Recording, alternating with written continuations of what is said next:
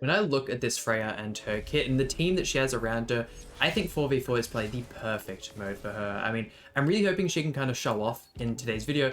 We'll go ahead and see. Of course, I did go ahead and grind up the Brunhold Holy Relic. I was going to do either one of the two. I think this one's going to be a little bit more important than having the Sigurd Holy Relic. Unfortunately, not having any debuffs on us, we're not going to be able to get that extra 25% attack, but I still feel like it's going to be super, super valuable. If only it was attack on the enemy, I feel like that'd be absolutely broken. Any crits? We are getting crits. Can we crit melee and one tap is the question. Of course we can. Man, this Freya I honestly think is so capable of keeping up with all these brand new units. When I say brand new units, I'm more talking the Ultimate Escanor, P Melee, and Nanashi. I feel like is another one of the units in this new form of power creep.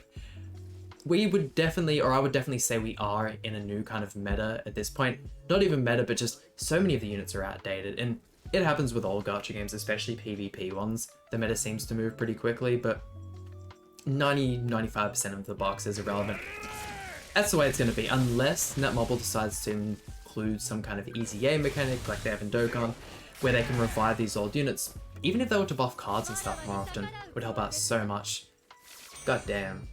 But as long as we can keep those crits up, we should be just fine. Kusok is going to kind of help negate that 100%. I mean, even if we do get the crits, I do believe he decreases crit damage as well. So regardless, we're going to be struggling for damage a bit. At least he's not using a form of the demon team that has a taunt. I mean, usually if you're using the demon team, you're using the main trio here. And then for this final character, you're maybe using Chandler, using Kusok like he is. The damage output is still alright there, but there is no way we crit, right? Yeah, we crit and then the damage is so much weaker because of the Kusok that we don't end up getting the kill.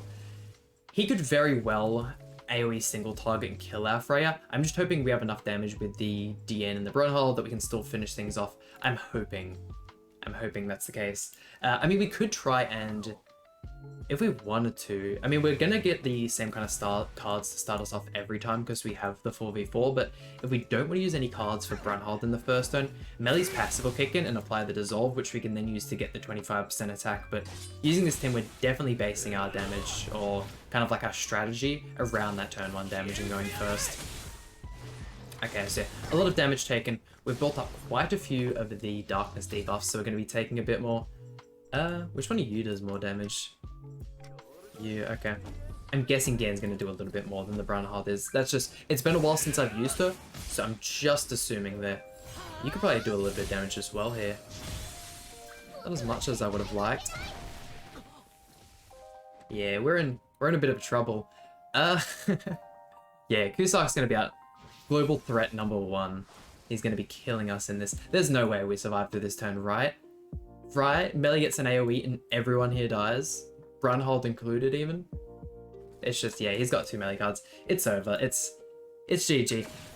If only I could invest in her cosmetics just a little bit more. I don't think I have any cosmetic upgrades whatsoever at this point. I may, you know what, if she has some that I could invest into like an SSR piece, I may as well go ahead and try it. Turns out I hadn't leveled up one of the Brunhold weapons, so we did that, and then yeah, I just leveled up one of her SSR weapons. We got like 80% of the way. I'm praying that's going to be enough. Do we want to try and, I mean, Melee's probably going to take more damage than both of the Escanor and the Elizabeth, so we'll see what we can do. No Kusok this time, so I'm praying that we can get some really, really clean damage. Some clean crits as well. I'd like to see the, evasion is so annoying. And it's not like I want to use something else then, because I'm probably going to miss out one of the other cards. Double crit on Elizabeth. Can we please kill? Man, when you do stuff like that, if it wasn't for the Demon team having this massive stat reduction, we got the loss out of the way. That is the only team I think we're going to go ahead and lose to. Even other versions of the Demon team, you saw we're only just shy of missing out on the kill on Melee, so we should be fine to pretty much take out anything else in the game. Going 4v4 into a, well, pretty much going 4v3, because if you go first, we're going to be able to kill at least one of their characters. We can pick whoever we want. Escanor doesn't really scare me too much here. Attack disable though. Attack disable is kind of annoying. I mean, we can try and rush ultimate maybe. We'll go for Sigurd, why not? Now we can actually get our Extort out as well, which is going to be kind of nice. Man, I would really like to have that Sigurd Holy Relic as well. It's just, I'm at the point where I'm really trying to focus on the box CC grind, being so close to the 12 million. We just hit 11.6, where the kind of, I was just going ahead and Super Awakening some units. So 11.6, we're so close to that extra buff. I think it'd be really nice. I know the actual box CC buffs aren't the biggest thing in the world. You are getting a lot more CC from the Constellation ones, but I'm so far away from the Grizzly Constellation, it's insane. I don't know how Rigatoni went ahead and got that one done before he unfortunately ended up quitting. It's so sad. I never got to do like a PvP collab or anything with him. Actually heartbreaking. Actually so sad, but look, so sad even Sigurd's dead now. That's how sad he is. What am I saying at this point? No buffs. We can go for something like this. Getting rid of Goth is going to get rid of attack disable and rank up, so might as well. Ooh, you go, Freya.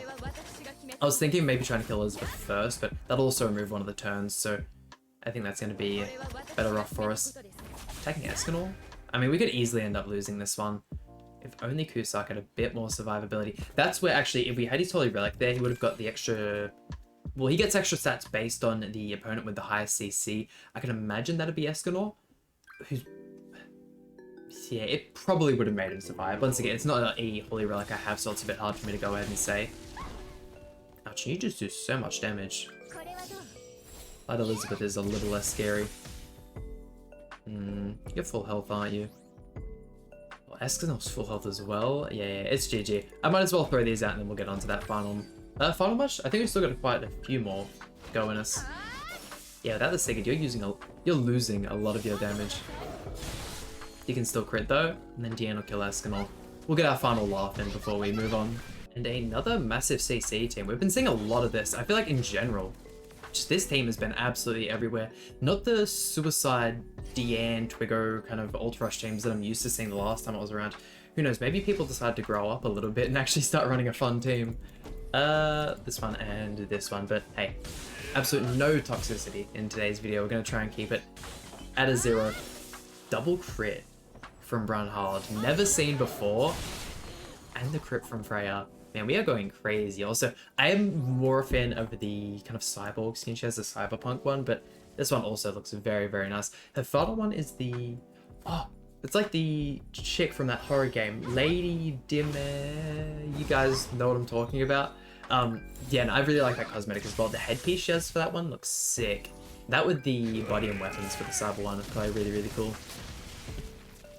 Let's see, we haven't got the greatest hand here. I'm thinking if we could just double crit with the AoE, we could just kind of finish things off with that. Go with this here. Come on, double crit, please. Missed out on Esterosa. I mean, still pretty much finished everyone off.